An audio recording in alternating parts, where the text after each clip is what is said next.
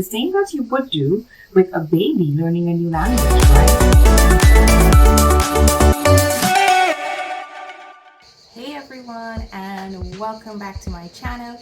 If you're new here, I'm Karina, an English teacher for over 8 years, traveling abroad, right now in France, and I'm sharing with you my tips for teaching and some of my travel experiences. In today's video, we're going to be talking about 3 tips that you should keep in mind when teaching adult beginners.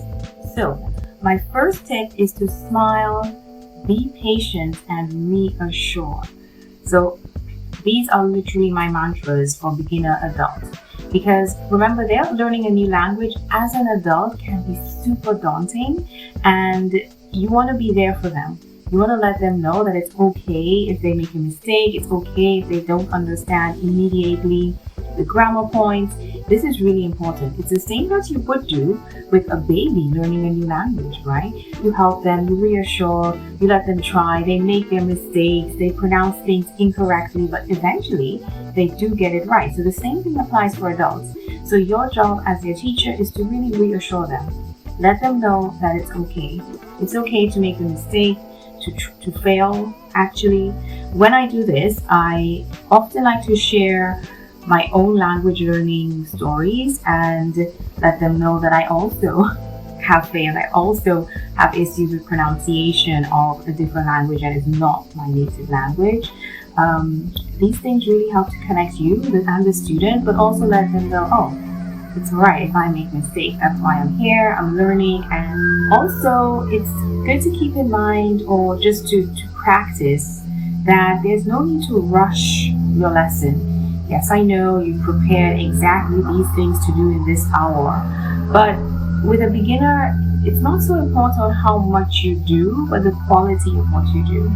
So oftentimes I do prepare a lesson for 1 hour, but we get through maybe a quarter of that lesson because we're taking our time.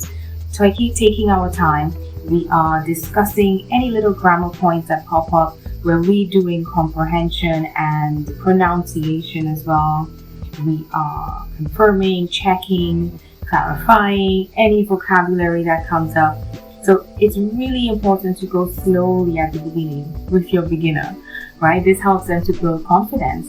And once they do have that base of vocabulary, grammar, even the way you speak and you explain, then it's going to be much faster and much easier for them to grow from there. The next tip that I would say is to speak a little of their language. So I know this can be difficult because you're thinking, oh, well, I'm an English teacher and aren't they here to learn English? Yes, those are all true, all very true, but this is about a beginner.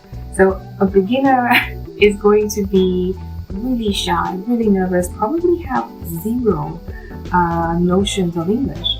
So at the beginning, speak a little of their language. Even if you don't know it, I would say to prepare your lessons beforehand and translate any key vocabulary, right? And this might be fun for you as well, learning a new language, right?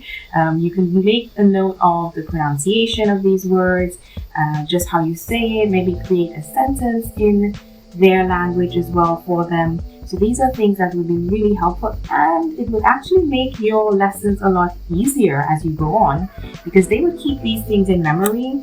So you would not have to repeat an explanation, or you might not have to repeat a vocabulary point again.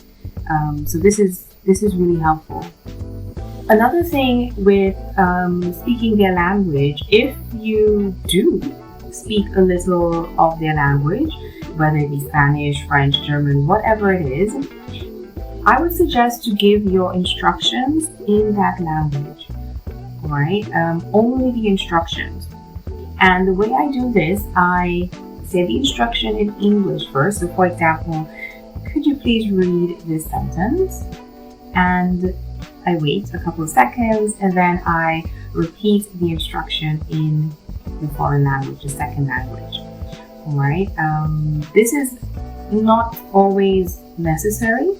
I don't always do it for every single instruction, but for new instructions, right? So at the beginning, all of the instructions I would do because they're all new. So So read, listen, write, speak, share. So I try to have these key action words in their language, right? And I would repeat them maybe for the first 5 to 10 lessons. You would sort of be repeating these action words and the translation in their language. Now after that, feel free to reduce the amount of times you translate the instructions. And you kind of wait. When you say the instruction in English, you wait and you give the student time to think about what you might be asking, alright? And if they really seem perplexed, of course you jump in. So then I would ask them what they don't understand, and then I repeat the question in English, and then I give a translation only of the key word. Usually this helps because it's helping them to develop their own, their own notions of English. So at the beginning, you give the full sentence in their mother tongue, and then as time goes on, it goes just to the key word in their mother tongue. The rest of it, they should be able to kind of extrapolate if they've been having lessons with you consistently for at least one time every week. They should recognize what the instructions are in English. So now to my final tip, and this is to use gestures and to type your questions when you speak or when you ask them. So gestures, of course, we know using your hands and so on to create shapes or to point or to signal different things. So I'm very active in the classroom, and these gestures would help if you want to give another way to figure out the English vocabulary. All right, and this helps them, again, build their own confidence in vocabulary building and just thinking in English, right?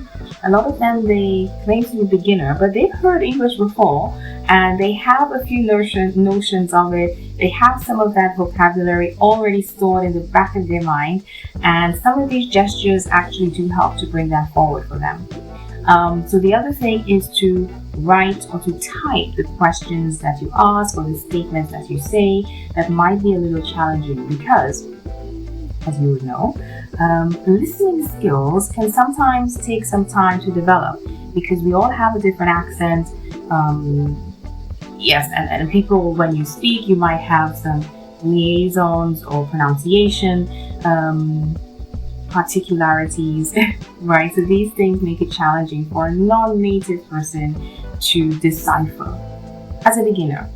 So if you are asking instructions or saying something and they seem really uncertain, you can just say, oh, let me type, or I'll type that for you.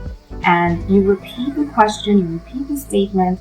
As you're repeating it, type the words out individually and create that question or statement for them so that they can also now read it as you are speaking and saying it. This is quite helpful for their own listening skills, comprehension skills, and they can hear the pronunciation of the words that you've used as well. So there we go. Those are my 3 very simple tips for teaching beginner adults, and I hope that was helpful. If that was helpful and useful for you, leave a comment or share this with a friend.